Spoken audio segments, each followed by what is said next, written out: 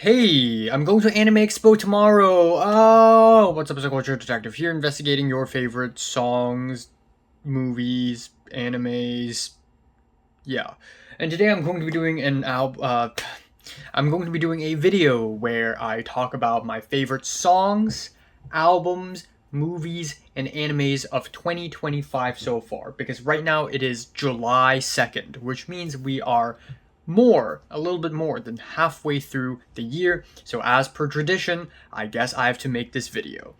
So, let's start off with my top 25 favorite songs of the year, with one honorable mention, and that would be Anamanaguchi's cover of Mario Juda's Mr. Rage. I'm Mr. Rage.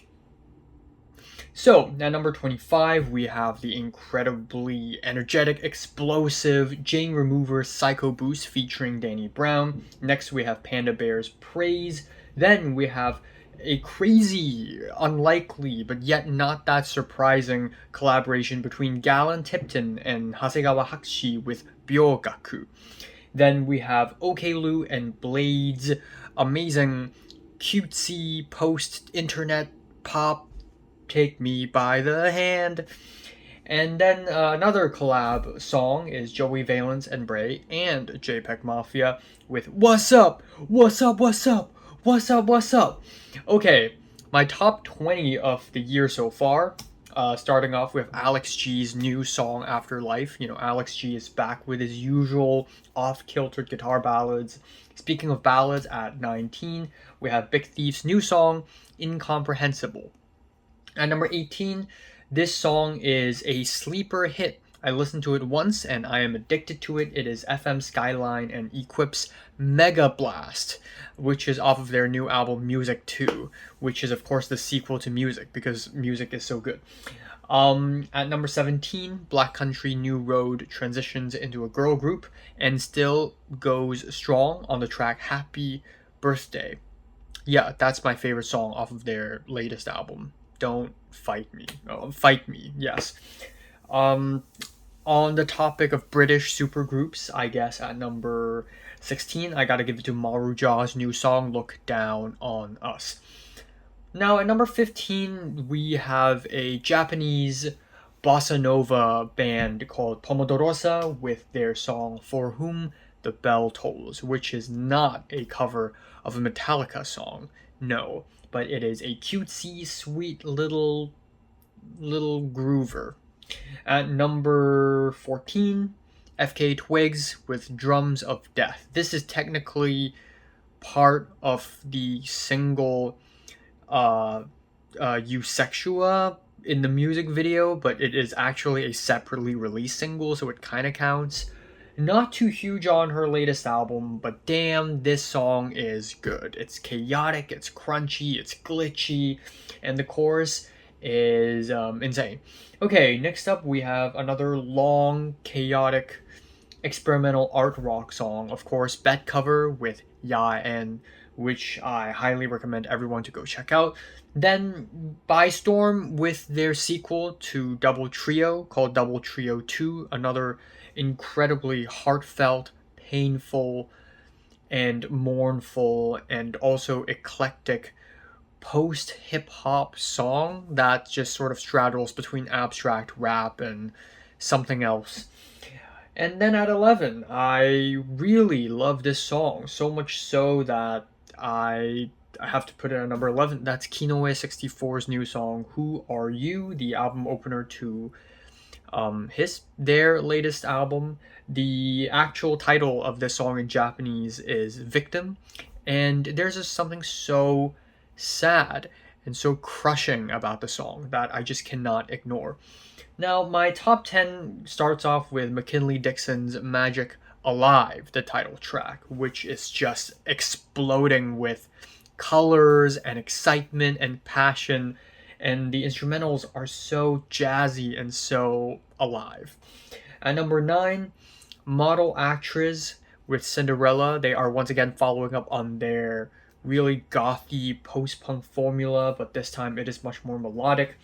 And then at number 8, another really just crushingly sad and depressive yet nostalgic track, Asian Glow with 111000011. Love this song. Love this song.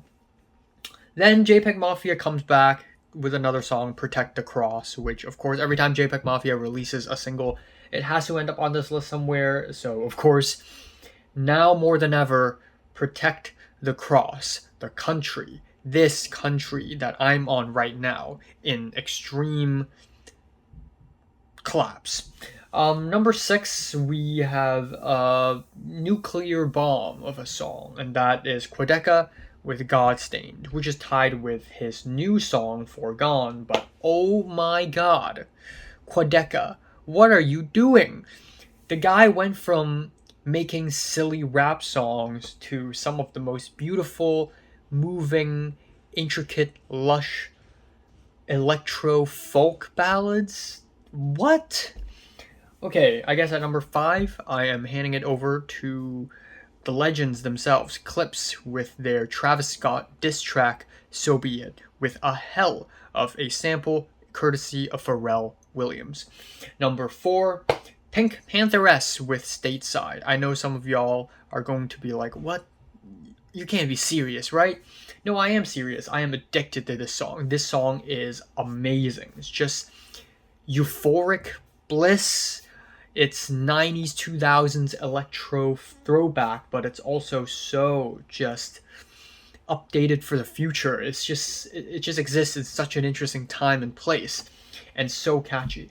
Number 3, I can't really resist her because her music is always amazing. This is Albaitico's new song off of her album opener from her latest album, Coloratura, which is like the musical equivalent of entering a forest and all your happy and sad memories fly past your eyeballs. Number 2, I love my long songs, I'm sorry, but Car Seat Headdress, Gethsemane, easily their best song in years because, well, they haven't released a song in years. But damn, what a climactic moment off of their latest album. And then finally, my favorite, it comes as no surprise, it is easily the most cinematic track here, easily the most out there, ambitious, all-encompassing, easily the most ginormous, monstrous. Of course, I'm talking about Swans with Rope Away. That's my favorite song of the year so far. Incredibly powerful song about the afterlife and also what it means to be reborn. Also very cathartic considering Swan's extremely long history of making music. So, yeah, that's my favorite.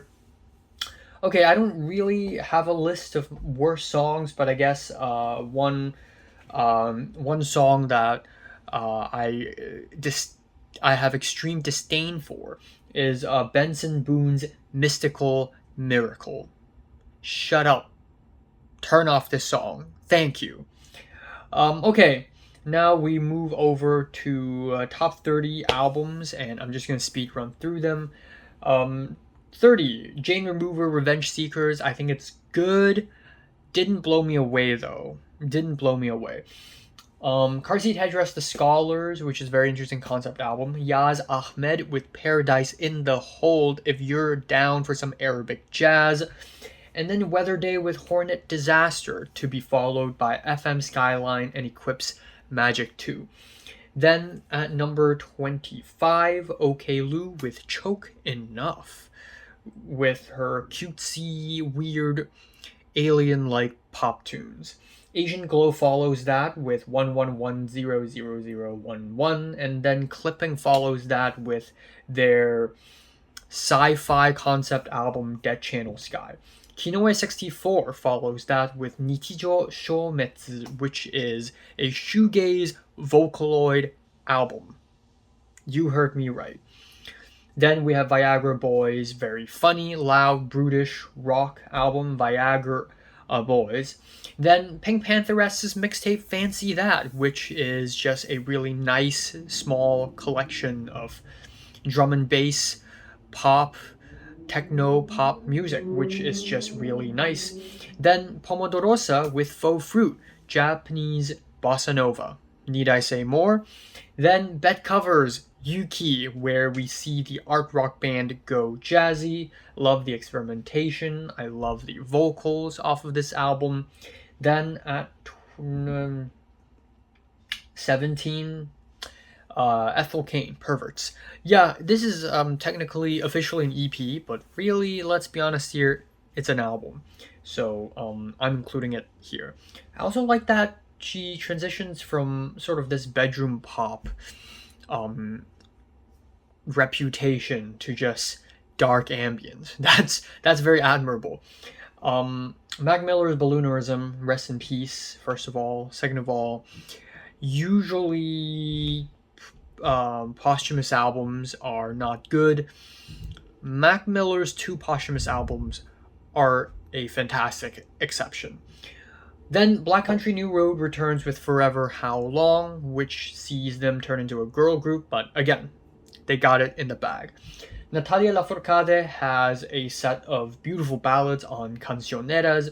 Then one of the most solid singer-songwriters from Japan, Kaneko Ayano, with her new album Ishi no Ito.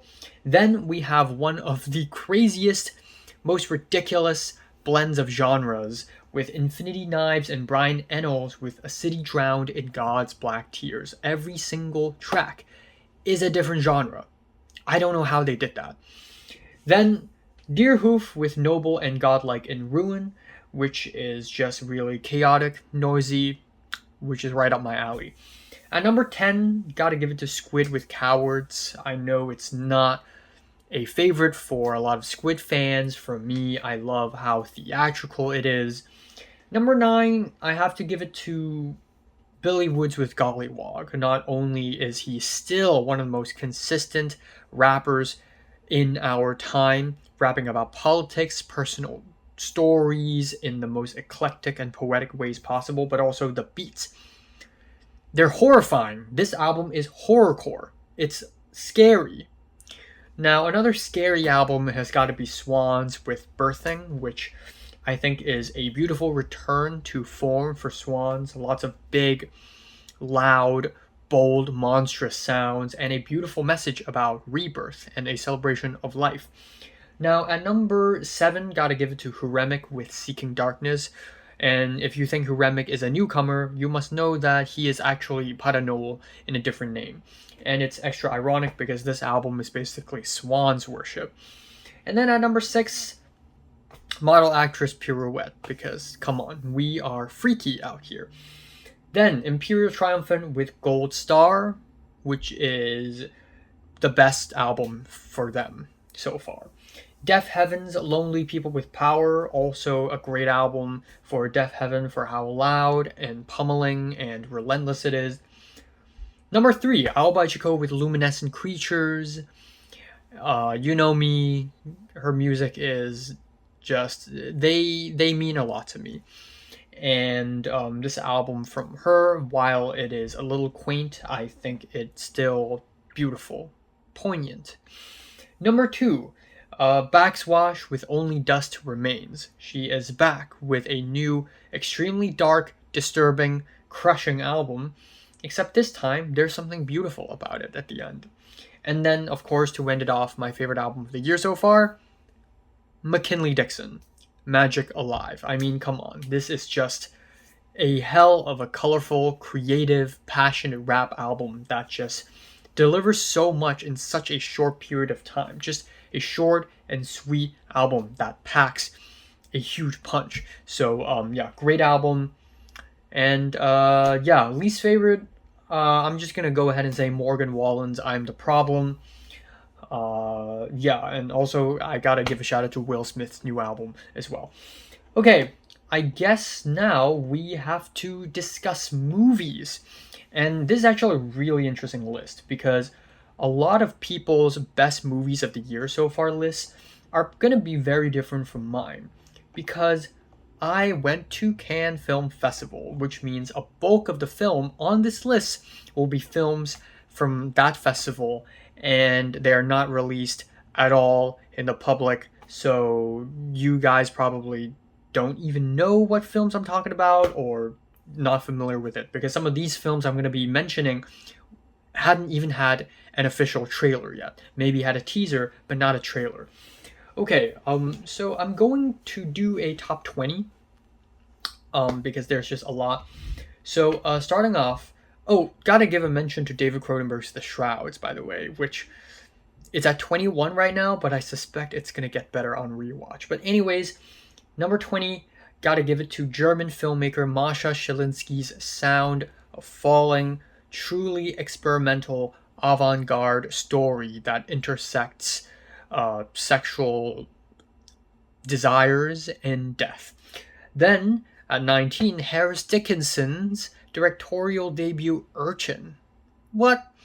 Number 18, Ari Aster's new film Eddington. A lot of people don't like this, but I think it's a fun time. At 17, I'm giving it to Bong Joon-ho's Mickey 17. It is easily his weakest film, but it's Bong Joon-ho, so I mean, come on. 16, this film is a 3-hour long melodrama epic about kabuki theater. Of course, this is Lee Sang-il's new film Kokuho. And then at number 15, Kelly Reichardt returns to criticize America with a very funny Josh O'Connor comedy, The Mastermind. And then at number 14, I gotta throw a watermelon out there for this one because it is Once Upon a Time in Gaza. And it is a lighthearted, fun, wacky political thriller. It's actually really high production value. You guys have no idea. Okay, at number 13, okay, also it's very interesting because I have films from last year and I haven't seen them, so I'm including it in this year's list. So you will be seeing films that are very old and films that are very new, I'm still here. It's a good movie. It's very meaningful. It's very powerful. And great performances front to back. At number 12, this is so misunderstood. Wes Anderson's new film, The Phoenician Scheme. A lot of people say, ooh, Wes Anderson's so repetitive. But that's the point. That's literally the joke in this movie. It's so funny, so straightforward, so incredibly well designed and edited. It's just fantastic. And then at number 11, a quaint little film that is co-written and edited by Sean Baker, a Taiwanese film called Left-Handed Girl, which is basically a Sean Baker movie, but Taiwanese, which gives it a very interesting flavor, I guess. Okay, at number 10, one of the most intricate, artistic, indie films from last year's Cannes. This is Universal Language by Matthew Rankin. Such an interesting ethnographic film about a place that doesn't really exist. And so funny as well. At number 9, Joachim Trier's new film, Sentimental Value, which, by the way, just got a trailer yesterday. Just a very well-written family drama. Again, not the best, but there's still tons of beautiful, personal, moving things about this film. Okay, number 8. Now we're on to the good ones, the ones that I love. Lav Diaz's slow art house period piece, Magellan. Then at number 7, you all know this movie, you all love this movie, or most of y'all, Sinners. This is a damn good movie that celebrates culture, music from the black people, and really lives up to it while attaching an awesome vampire thriller storyline to it.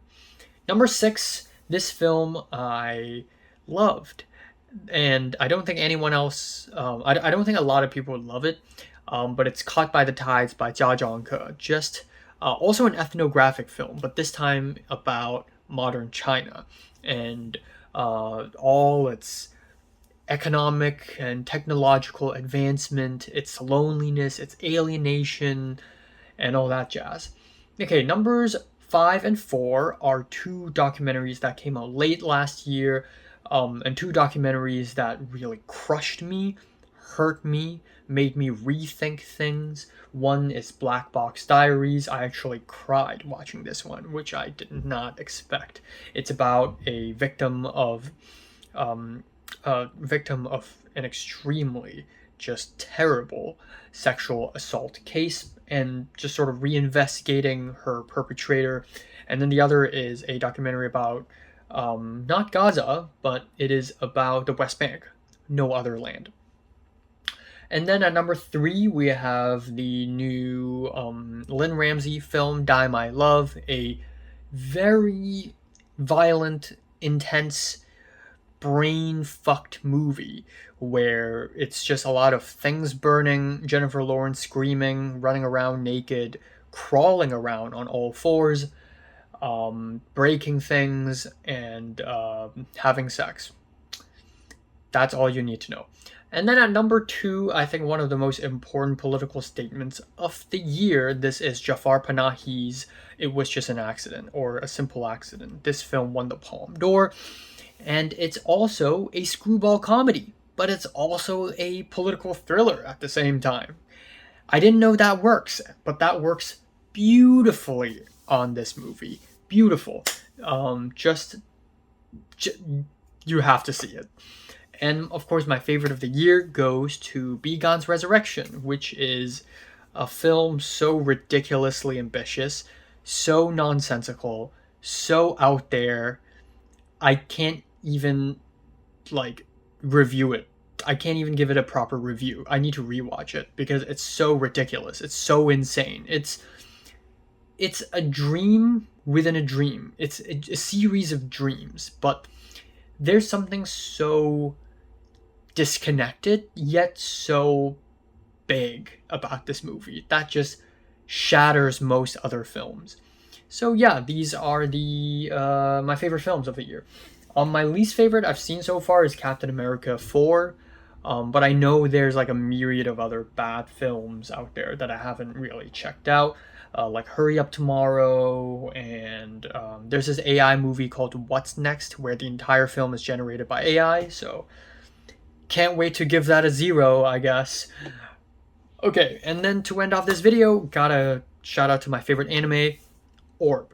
I haven't been caught up with a lot of animes this year, not gonna lie, because I've been busy, and also I'm catching up with older animes, but if there's one anime that completely shattered my brain, it's Orb.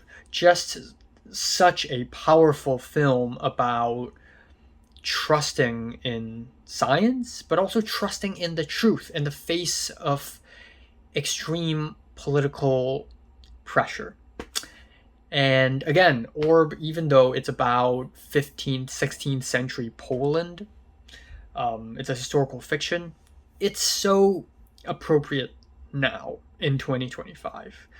Just another political statement, and also such a progressive anime. It's just so much to say about being for the people, by the people, for the people, of the people. So much about the truth. Yeah, mind-blowing. I wouldn't be surprised if this ends up being my favorite of the year. So yeah, these are my favorite albums, songs, and movies and animes of the year. What are yours? Comments below, let me know, subscribe if you want more, and thanks for watching.